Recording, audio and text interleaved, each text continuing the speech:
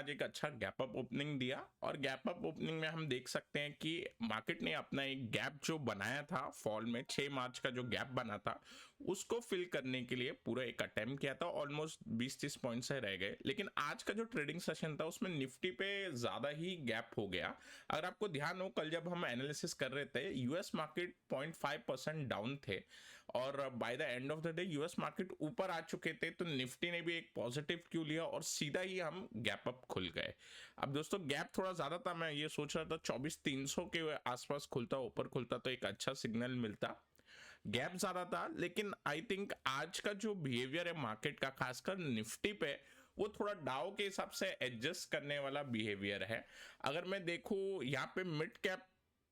Cap ने एक positive closing दी है, भले ही हमें इसकी बॉडी नेगेटिव दिखेगी, लेकिन कल का जो क्लोजिंग था उसके ऊपर जाके हम मिड कैप पे क्लोज हुए हैं। वही सेम चीज स्मॉल कैप पे भी दिखाई देती है। यहाँ पे अगेन एक ड्रैगन फ्लाई डोजी बनते हुए दिखाई देती है, जहां पे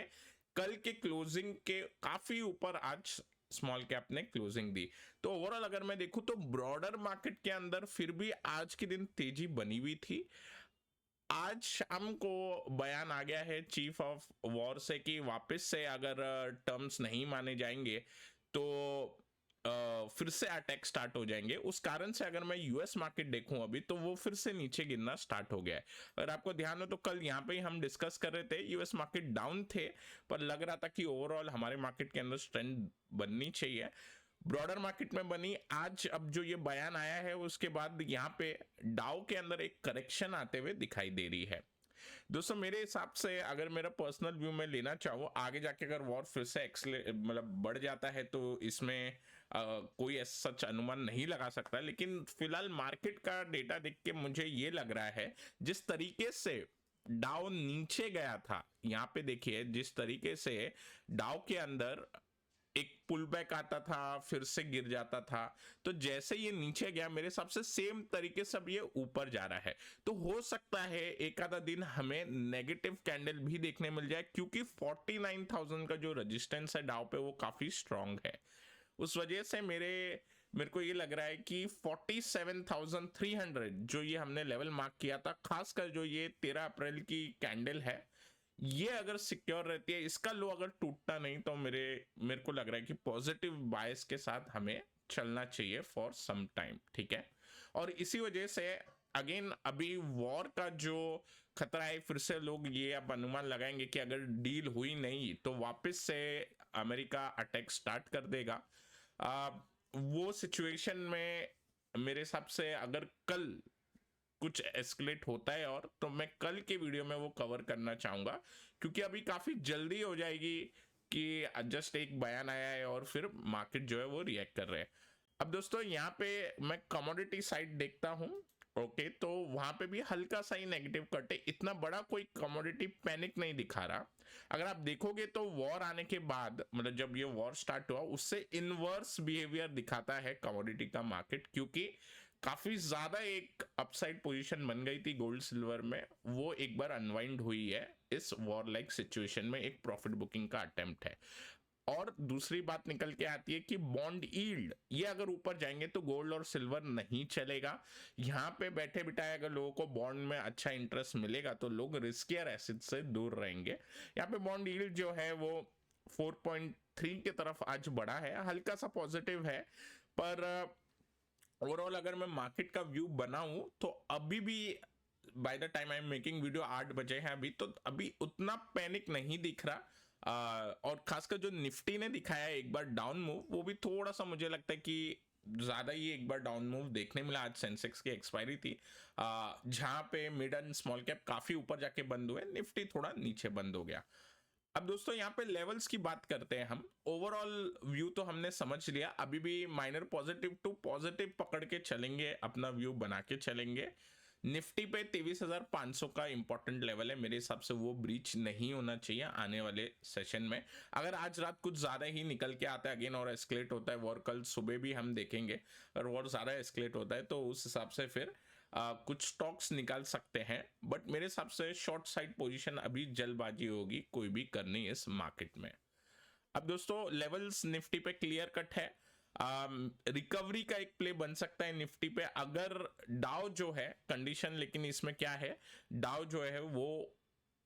जो हमने 14 अप्रैल की कैंडल देखी थी, ट्यूसडे की कैंडल, इसके लो के ऊपर आज बंद हो जाए, मतलब 48,150 के ऊपर बंद होगा, तो निफ्टी भी अगर ज्यादा एक गैप डाउन से अगर ओपनिंग देगा तो मेरे हिसाब से एक रिवर्सल का प्ले बन सकता है, जहां पे 24,000 का लेवल मुझे लग रहा है कि इतनी जल्दी ब्रेक नहीं होगा।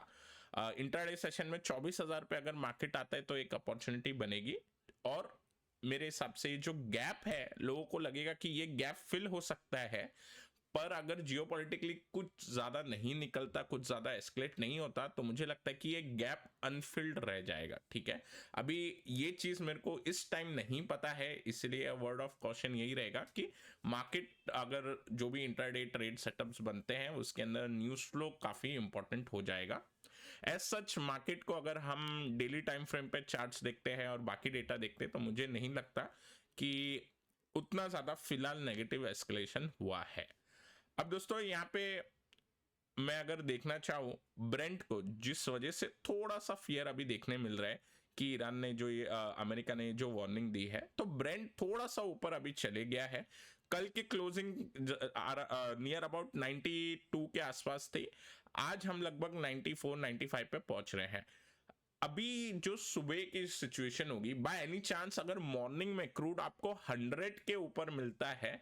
तो एक बार कॉशन हो जाना चाहिए, मतलब ये नहीं कि डायरेक्ट शॉर्ट साइड पोजीशन बन जाए स्टॉक में, बट एक तरीके से ऐसा हो सकता है कि आने वाला जो ये ट्रेडिंग सेशन है, खासकर अभी ये फ्राइडे का जो ट्रेडिंग सेशन बनेगा, वो हम चाहिए तो पास कर सकते हैं, उस दिन पोजीशन थोड़ी कम रख सकते हैं ऑन द साइड, इंट्राडे में थोड़ा एक्टिविटी कम करें अगर क्रूड 100 के ऊपर निकल गया। पर अभी ऐसा लग रहा है चार्ट देख के कि उतना ज्यादा डैमेज नहीं है एज ऑफ नाउ।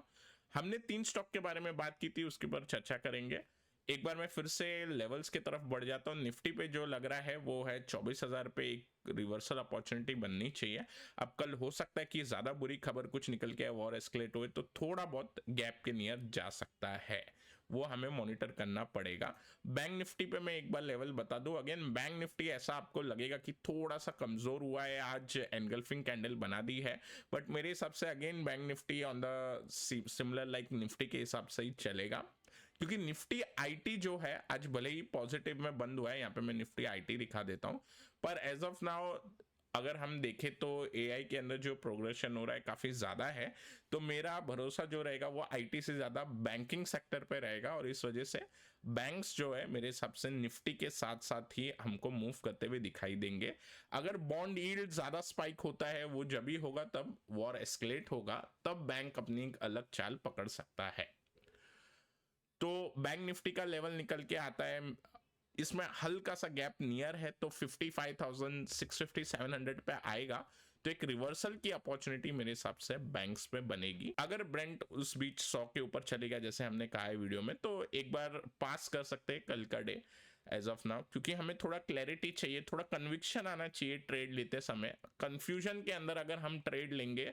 तो दोनों साइड ही स्टॉप लॉस हिट हो जाएंगे, बाय साइड सेल साइड जो भी आप करोगे, ठीक है। और यही माहौल देखते हुए हमने जब 3 काउंटर अपने डिस्कस किए थे, जब मार्केट काफी एक बार बड़े कैंडल्स बना रहा था डाउ, उसके बावजूद हमने फिर भी स्प्रेड के थ्रू पोजीशन एक बार मेंटेन की है, जिसमें से पीएफसी ने काफी अच्छा एक आज परफॉर्मेंस दिखाया, जहां पे हमने 460 अपने एक फर्स्ट लेवल डिस्कस किए थे, एक फर्स्ट टारगेट आ सकता है, फर्स्ट टारगेट पीएफसी के अंदर आ गया दोस्तों। तो पीएफसी काफी स्ट्रांग है, ब्रेकआउट काफी स्ट्रांग है।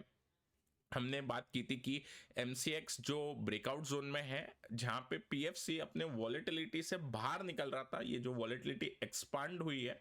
उसका ब्रेकआउट हमको पीएफसी ने दिखाया आज। ओवरऑल पावर सेक्टर भी अच्छा परफॉर्म कर रहा है, यहाँ पे 468 तक का हाई गया था, और ऑलमोस्ट 480 जो हमारे नेक्स्ट लेवल है उसके लिए मेरे हिसाब से स्टॉक थोड़ी और कोशिश करेगा और 480 की तरफ बढ़ना चाहिए। कुछ नेगेटिव आता है तो एक आधा रेड कैंडल बन के फिर से काउंटर मेरे हिसाब से अप ट्रेंड रिज्यूम करेगा। स्प्रेड अगर हम देखें तो मेरे हिसाब से स्प्रेड में जहां पे अगर आप एटीएम देखेंगे तो 2-3 रुपए का डिफरेंस था, तो वो बढ़ के आज डबल हुआ था, अराउंड 7-8 रुपए का आपको स्प्रेड में डिफरेंट देखने मिला होगा।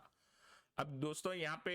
MCX की बात करूं, जो हमारा एक काउंटर था उसने भी गैप अप ओपनिंग दी, और गैप ओपनिंग के बाद इसने 2900 का लेवल छुआ, और 2900 के बाद थोड़ा बहुत जो मार्केट के अंदर बिकवाली थी उसमें थोड़ा सा प्रेशर देखने मिला है काउंटर पे, पर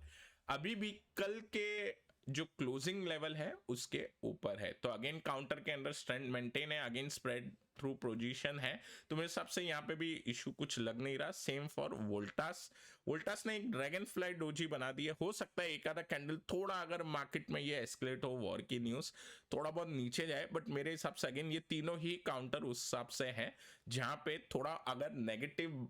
भी थोड़ा सा माहौल बनता है तो भी एक बार डिफेंड हो जाए, एक बार साइडवेज हो जाए ज्यादा से ज्यादा। ओके, और अगर कुछ एस्केलेशन निकलता है, ज्यादा ही निफ्टी गिर जाए, पांच जो हमने एक लेवल डिस्कस किया है 23,500 के नीचे चले जाए, उस केस में मैं आपको अलर्ट कर दूंगा बाकी तीन काउंटर के अंदर क्या हो सकता है। बट टिल देन मुझे लग रहा है कि पॉजिटिविटी बनी रहेगी। दोस्तों आई होप आपको ये वीडियो पसंद आया होगा, आज का पसंद आया तो लाइक जरूर करें, और नए हैं हमारे चैनल पर तो सब्सक्राइब जरूर करें।